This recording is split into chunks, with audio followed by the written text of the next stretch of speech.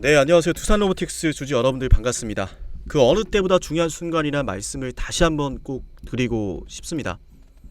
정말 오랫동안 비가 오나 눈이 오나 이 두산로보틱스 여러분과 함께하고 있는 쌍라미, 저도 정말 떨립니다. 그래서 여러분들 응원이 필요합니다. 좋아요와 구독 버튼 눌러주시고요. 정말 사명감을 가지고 제 몸이 부서져도 이 두산로보틱스에 대한 진심을 다해서 방송해오고 있는 쌍라미, 여러분들 응원해주시는 분들 이끌어 드릴 겁니다. 두산로보틱스 대응, 자, 두산 합병이라고 제게 남겨놓으시면은 단체 문자로 대응을 도와드릴게요. 저는 우리 두산로보틱스 우리 다같이 수익 내는 거 그거 하나 보고 지금까지 달려왔기 때문에 여러분들이 제게 용기 내서 이 문자 한 통 남겨놓으시면은 이끌어 드린다는 거예요. 지금까지 문자 남겨놓으셨던 분들도 다시 한번 남겨주시고요. 문자 남기지 않으셨던 분들도 오늘만큼 꼭 남겨주시기 바랄게요. 지금 상황이 어떻게 돌아가는지를 알면 남기셔야 된다는 걸 알게 될 겁니다. 자, 우선은 제가 지난 방송에서도 말씀을 드렸지만은 어쨌든 1차 관문을 넘었어요. 그들은 수개월 동안 이야기를 했습니다. 이 합병 객관적이지 못하고 공정하지 못하다. 그렇기 때문에 이런 불법적인 행위는 용납할 수 없다라고 하면서 합병이 무산될 거라고 했어요. 그러나 정작 어떻게 됐죠? 시장에서 검토를 했습니다. 심지어 이해상충 관계가 없는 외부 평가 기관까지도 동원을 해서 두산이 검증을 했어요. 합병 무산 무슨 소리냐? 우리는 적법한 절차에 의해서 합병을 준비하고 있고 이에 대한 검증을 마쳤다 라는 게 이번에 기업결합 신고 결과 통지문 나온 거예요. 공정거래위원회에서. 그러면 1차 관문을 넘어선 거죠. 그래서 효력이 발생을 하게 된 거고, 금감원에서 정정 요구를 할 수 없다라는 거예요. 이미 이거는 이제 통과가 된 거니까. 그럼 우리에게 지금 주어진 과제는 무엇이냐? 이겁니다. 합병의 정당성이에요. 필요성이에요. 합병을 왜 해야 되느냐? 저는 누누이 말씀을 드립니다. 에너빌리티 주가 현실적으로 올라가야 준매청 청구권을 행사하지 않겠죠? 올라갈 겁니다. 이 분은 에너빌리티 분석에서 보시고, 그리고 하나만 더 말씀을 드리면 국민연금? 야, 이것도 진짜 웃긴 게 현직 대통령이 원전 세일즈맨이라고 불릴 정도로 체코에 가서 진짜 실제로 결과를 만들어 왔고, 그쵸? 계속 이거에 대해서 얘기를 하고 있는데, 나라의 국민의 돈으로 운영이 되는 국민연금이라는 기관이 한 나라의 모든 걸 주도적으로 중심을 잡고 결정하는 대통령이 말하는 이 정책 사업에 반대를 한다? 이건 망할 겁니다 라고 표를 던진 거랑 똑같은 거예요. 사실은 이거 원전 업황 좋을 것 같지도 않고 주가도 못 올라갈 것 같으니까 반대합시다, 이런 거랑 뭐가 다릅니까? 국민연금의 표결은 우리가 크게 걱정하지 않아도 될 것 같고, 주가도 올라갈 거기 때문에 저는 그렇게 생각을 하기 때문에 합병에서 좋은 결과가 있으리라 생각합니다. 그리고 중요한 건요, 이게 참으로 참 안타까운 게, 이게 합병이 되면은 모두에게 좋거든요. 사실은 모두에게 좋아요. 상황을 좀 정리해 드릴게요. 자, 합병이 되면 왜 모두에게 좋냐? 첫 번째, 정책. 어떤 정책이냐면 트럼프가 말을 하는 가장 중요한 정책이 뭐죠? 트럼프의 가장 중요한 정책. 자, 종토방에서 떠드는 바퀴벌레 같은 자식들은 논리와 근거가 없습니다. 적어도 이 합병이 무산돼야 된다 이런 주장을 하려면 반박을 하라는 거예요. 이런 내용들에 그런 글은 하나도 없습니다. 그냥 무조건 무산될 거다, 무조건 떨어질 거다, 그런 애들 말에 우리가 힘들게 하겠습니까? 그런 말에 의해서 우리가 합병에 대한 결정을 해야겠습니까? 저는 근거를 말씀을 드리죠. 좋아요와 구독 부탁드립니다. 그죠? 자, 문자도 잊지 마시고요. 010-4469-6279. 트럼프의 정책을 말씀드릴게요. 트럼프가 원하는 거 첫 번째, 첨단 제조 시설. 첨단 제조 시설들이 흔히 말해서 반도체, 바이오 이런 공장들이 미국에 많이 지어지는 거예요. 미국을 위대하게 만들겠다. 그런데 하버드의 국제무역학과 교수가 말을 했죠. 이런 첨단 제조 시설에서는 고급 인력들, 즉 브레인들이 많이 필요하다는 거예요. 기술자들. 생산은 누가 한다? 로봇이 한다. 그 대표적인 사례가 테슬라의 기가 팩토리가 되는 거고요. 트럼프는 반도체, 2차전지, 전기차 이런 생산 공정들이 미국이 아닌 해외인 걸 볼 수가 없는 거예요. 왜? 그는 타고난 사업가입니다. 리스크에 대해서 철저하게 대비하려고 하고 미국이 주도권을 가져오길 바래요. 첨단 제조 시설들이 그래서 들어오기 시작하면은 기업들이 이윤이 남아야 되는데 왜? 그동안의 제조업은 선진 국가들에겐 아픈 손가락이에요. 있으면 좋기는 한데 돈이 안 돼. 인건비도 높고 물가도 비싼 나라에서 이 제조에 대한 부담감은 이루 말할 수가 없죠. 근데 그게 해결이 되기 시작한 거예요. 어떤 것 때문에? AI 그리고 로봇이요. 젠슨당이 말을 했습니다. 인공지능의 다음 물건은 로봇이 될 것이다. 그 시대적인 흐름이 다가오고 있는 겁니다. 그런데 이 시대적인 흐름에서 경쟁력을 갖추고 있는 기업이 돼야 되지 않겠습니까? 트럼프는 이런 정책을 말하고 있고 이런 정책은 곧 로봇 시장의 업황이 좋아질 것을 예고를 하는데 그죠? 이런 와중에 정책이 좋아지면 업황이 좋아지겠죠. 업황이 좋아지면은 그 안에서 경쟁력 갖추고 있는 기업들이 실적이 나타날 텐데 이겁니다. 밥캣과 로보틱스가 만나게 되면은 가장 중요한 건 이거예요. 둘 다 너무 좋은 게 자, 두산밥캣 같은 경우에는 이미 해외 고객사들이 많이 있죠. 그죠? 해외 고객사들이 많이 있고 생산 기지도 많이 있습니다. 재무도 튼튼하고요. 근데 중요한 거는 밥캣의 이 지게차를 뭐와 함께 크로스링한다? 협동 로봇입니다. 제가 아이아 담당자에게 물어봤습니다.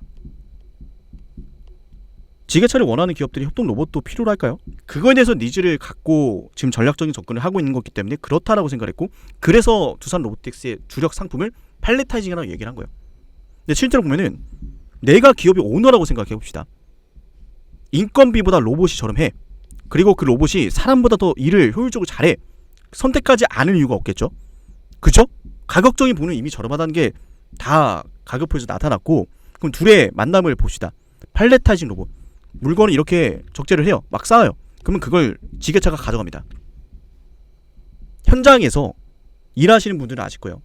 이런 것들 사람이 뭐 한 개, 두 개 옮기는 거는 로봇보단 사람이 더 나을 수 있겠지. 그러나 미국 같은 이런 대형 물류 센터가 많은 곳, 그죠? 이 현장에서는 이 로봇이 얼마나 효율적인지 아실 거예요. 사람이 이런 걸 계속 옮겨야 되는데 이거 뭐 사람은 지치지 않습니까? 근데 팔레타이징 로봇은 이거를 계속 반복적으로 해낸다는 거예요. 지게차도 왔다 갔다 자동으로 하고. 그러면은 지게차가 필요한 현장에는 팔레타이징 로봇이 필요하다는 것과 우리 또 연결 지어볼 수가 있고 팔레타이징이 필요한 기업은 지게차가 또 필요할 수 있다. 그럼 서로 윈윈하는 거예요. 왜냐면 묶음 상품으로 들어가기 때문에 단순히 지게차만 파는 기업과 단순히 팔레타이징 로봇만 파는 기업들과는 애초에 이런 가격 경쟁에서 유리할 수밖에 없는 거죠. 묶음 상품으로 접근하는 거기 때문에. 밥캣에겐 지게차 고객사들이 있죠. 지게차 고객사들한테 이렇게 말할 수도 있는 거예요. 너네 지게차 사용하는 현장에서 팔레타이징 로봇도 필요하지 않을까? 봐봐. 우리가 지금 이렇게 준비를 했는데 같이 사용하면 이렇게 효율이 좋아. 가격이 좀 저렴해지나? 당연하지. 이렇게 영업이 되는 거예요. 그럼 협동 로봇의 장악력이 올라가겠죠? 소문이 나겠죠? 협동 로봇이 성장하기 시작하면은 협동 로봇을 사용하는 기업들이 야 이거 두산 밥캣 지게차도 괜찮은데 같이 살까? 우리 어차피 협동 로봇 사용할 때 이 지게차도 필요하잖아. 서로 윈윈이라는 거예요. 그러니까 두산이 얼마나 지금 환장을 하겠습니까? 이거 아무리 봐도 지금 사업이 너무 좋고 이쪽으로 방향성을 맞춰가야 되는데 주변에서 바라보는 시각은 온통 박씨가에 대한 비난밖에 없고 제가 만약 근거를 가지지 않고 이렇게 말씀을 드렸다면 저라도 그런 방송 안 볼 겁니다. 매일같이 말이 바뀌고 떨어지면 방송 안 하고 제가 여러분들 근데 두산 로보틱스 떨어질 때 입을 꾹 닫고 있었습니까? 아니면 지금과 같은 관점으로 여러분께 당당하게 말씀을 드렸습니까?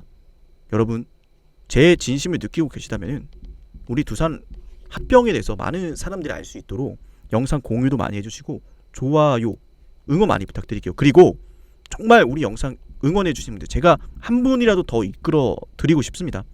그러기 위해선 여러분들이 문자를 꼭 남기셔야 돼요. 제발 우리 소통방도 꼭 들어오시고요. 이거 텔레그램 카톡과 다를 바 없습니다. 정말로 편해요. 여기서 제가 금전적인 요구 드리거나 이런 그거는 전혀 없습니다. 이 방에 계신 분들 아시죠? 그죠? 영상 설명란에 링크가 있고요. 그 링크 클릭만 하시면 이 방에 요청하실 수 있습니다. 입장 요청하실 수가 있고 요청만 하실 게 아니라 텔레그램 닉네임 제게 문자로 보내놓으시면은 제가 확인하고 승인을 해드릴 거예요. 텔레그램 입장이 조금 저는 지금 제한됩니다 하시는 분들은 문자 단체 문자 신청 그죠? 두산 합병이라고 남기시면은 제가 단체 문자 목록에 넣어 드리겠습니다. 제가 한 분이라도 더 도와드리기 위해선, 그죠? 방송만 아니라 이제 실시간 대응 전략이 매우 중요하기 때문에 강조를 드리는 거고요. 앞으로 정말 많은 변화가 올 겁니다. 제가 여러분들에게 제시해드리고 싶은 건, 지금 로보틱스는 누군가는 계속 실적에 대해서 걸고 넘어지는데 실적을 바탕으로 지금 움직이는 단계가 아니다. 만약 그 이야기를 한다면 정말 주식에 아무것도 모르는 사람이다.